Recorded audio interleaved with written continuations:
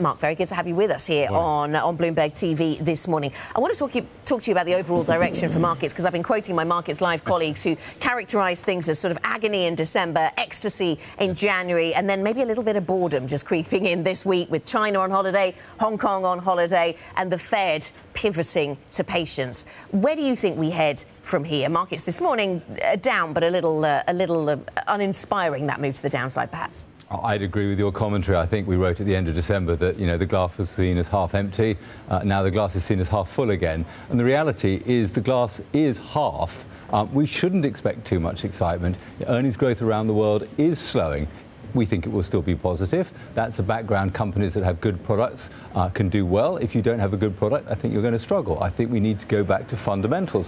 Where do we find good businesses that are able to grow and are reasonably priced? I think the politics keeps getting in the way of the fundamentals. It hasn't gone away.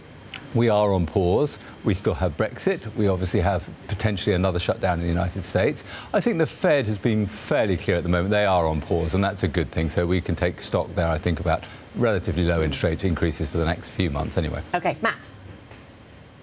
Are you concerned about the earnings picture that we're seeing here, Mark? We've had a couple of disappointing announcements from banks, especially financials, are doing particularly poorly amongst the industry groups. So, Matt, as you know, we struggle to buy banks, certainly developed market banks, simply because of the volatility of the earnings that they have. The banking industry is probably a business that should do GDP plus 2 or 3% in the UK or Europe or US. That's going to be sort of 4 or 5% earnings growth and a nice, stable business payout, most of your revenues and dividends.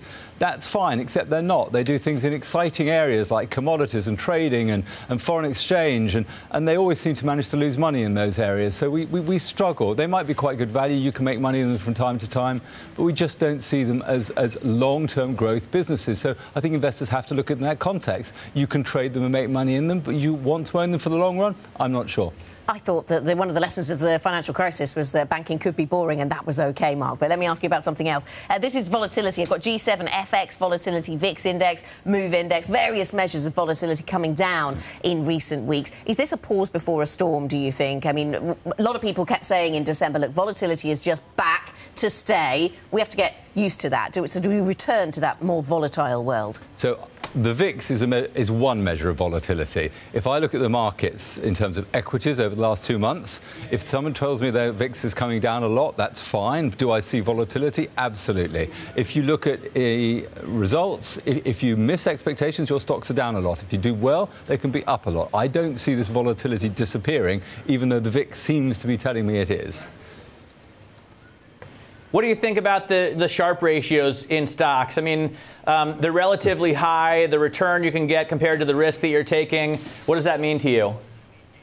So I worry about some of the models that we look at. You think like tracking error. The quantitative easing of the last few years, I think, has made the models, like everything, if you put poor data in, you take poor data out. I just come back to the fundamentals. What can I actually see happening sort of at company levels, talking to CEOs, trying to understand the nature of their businesses? That I still can understand. But the actual numbers in terms of some of the modeling, I just think is wrong. I mean, my tracking error theoretically is halved. I do the exact same thing I've been doing for 20 years in my portfolio. I know where my tracking error is, and it's not where the model tells me.